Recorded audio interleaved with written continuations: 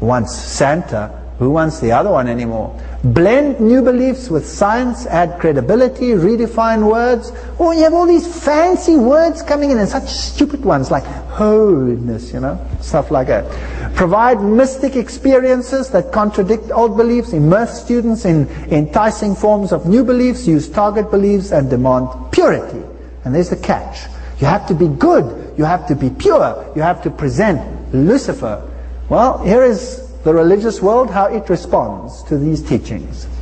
The liberal Catholic Church teaches shamanic activities, teaches karma, teaches reincarnation. The Catholic Mass has these words, which translated mean, "O blessed fault which didst procure such a Redeemer." So the sin is glorified. And Mormonism taught the same thing. Mormonism taught that through the what of sin? The gift of sin, we can achieve godhood. Mother Teresa, she is made out in the world to be the ultimate form. And I'm not saying anything negative here, I'm just saying what she says. She says, "Oh, I hope I am converting." I don't mean what you think, what she said before she died. If in the coming face-to-face with God we accept Him in our lives, then we are converting. We become a better Hindu, a better Muslim, a better Catholic, a better whatever we are. What approach would I use? For me it would be Catholic, for you it might be Hindu, someone else Buddhist. What God is in your mind, you must accept. Is that devil language or God language? That's devil language. And I don't care who it comes from, it's devil language. And it's teaching that all religions are equally divinely inspired. That is why a Catholic priest can have yen for Zen Buddhism. Who cares? It's one and the same thing. The Pope is the high priest of Buddhism, of Hinduism, of Islam, of all the earth religions. He is the high priest of occultism in the world today.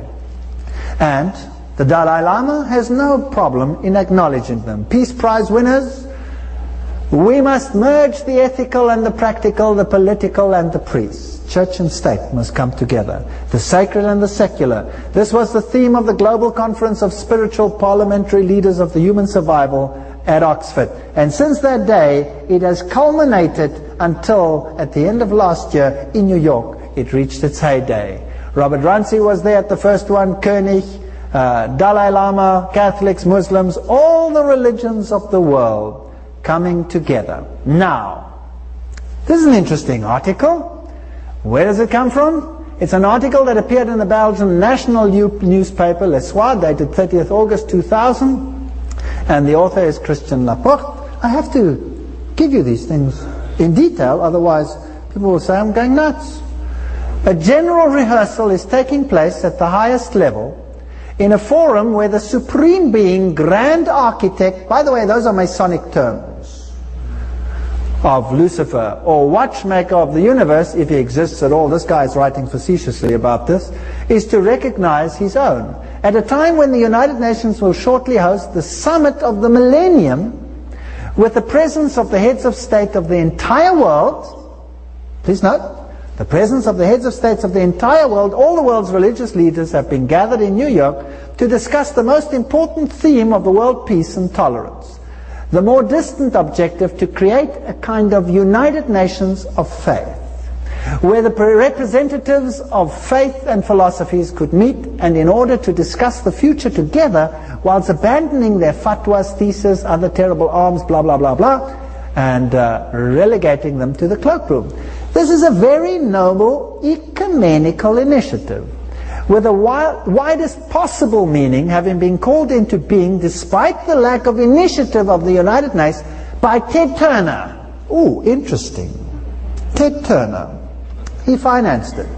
He's a very rich man. He was the founder of CNN. You know that, don't you?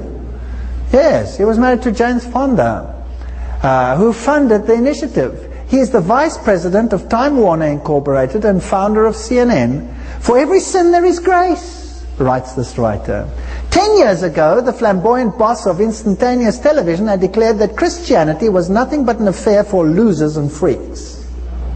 Now let me tell you something else about him. This man, considering where he is, must be way up there in the hierarchy. And then, If I look at what he is funding, then I must assume that he is part of this hierarchy who, with the United Nations, who is hosting this organization, has who enthroned as the God of the universe? Lucifer.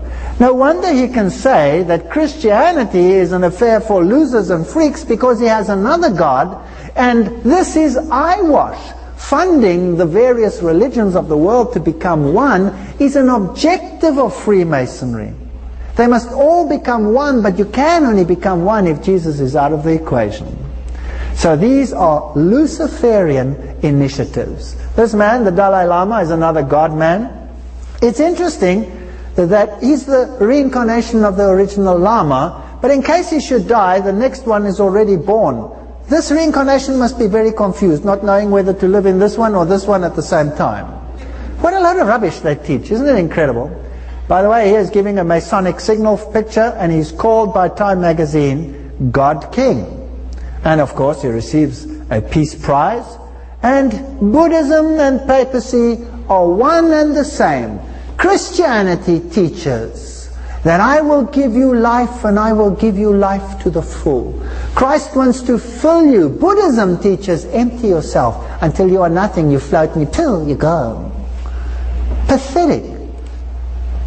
And to reach nirvana is to reach the ultimate state of nothingness. I don't want to reach nirvana. I don't want to be nothing. They promise you paradise and you get nothing in return. And the West runs after it, light out of the East. This man over here is my pet aversion, and my wife always reprimands me and pinches me after this lecture because I just cannot control myself, but I will today. This nice man over here, his name is Sai Baba, and it says here in this German magazine, twice daily appears the Almighty God Sai Baba, and people fall down and worship him. Here he is with his little flower and his little golden car, and he has this huge center of portraying all the religions of the world. He has a solid gold car, and he has worshippers all over the world. Here's should be a countryman of mine, because I'm German too, and he's sitting here in this corner, this German, praying to Sai Baba. I want to shake him, I want to pick this guy up and say, "What, you gone nuts? What are you doing praying to that guy?" Oh, I said I'd control myself, sorry. And this one is another one. Here you have the Hare Krishna's main leader. His name is His Divine Grace.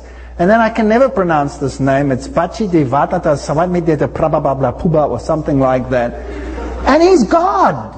This is teaching the doctrine of devils, that man is divine. They teach that you must live in absolute poverty unless you're as rich as George Harrison was, then you can be a member. Norman Vincent Peale, that should shock you. That should knock your socks off. That's the great religious leader of our time. This is the one where Billy Graham said, "I admire him more than anyone else." Wow. Norman Vincent Peale is a 33-degree Freemason by his own admission. Freemasonry has always welcomed men of all faiths. This is Norman Vincent Peale, the great Christian leader. And religious beliefs to enter its doors. The only requirement is for good men to believe in the supreme architect. Hello? That's Lucifer. That's Lucifer. And the immortality of the soul. That's devil doctrine. Did you know that? This comes from the Masonic Scottish Rite Journal 33rd Degree magazine. You cannot go wrong here. So in other words, these great preachers are worshippers of Lucifer behind the scenes. Masons, in fact, go beyond the narrow sectarian and limiting dogma. They agree with the statement of the famous statement writer Edmund Burke, "The body of all true religion consists, to be sure, in the obedience to the will of the sovereign of the world," another acronym for Lucifer, "in the confidence in his declarations and in imitation of his perfection." Now I'm running ahead of myself. I will still prove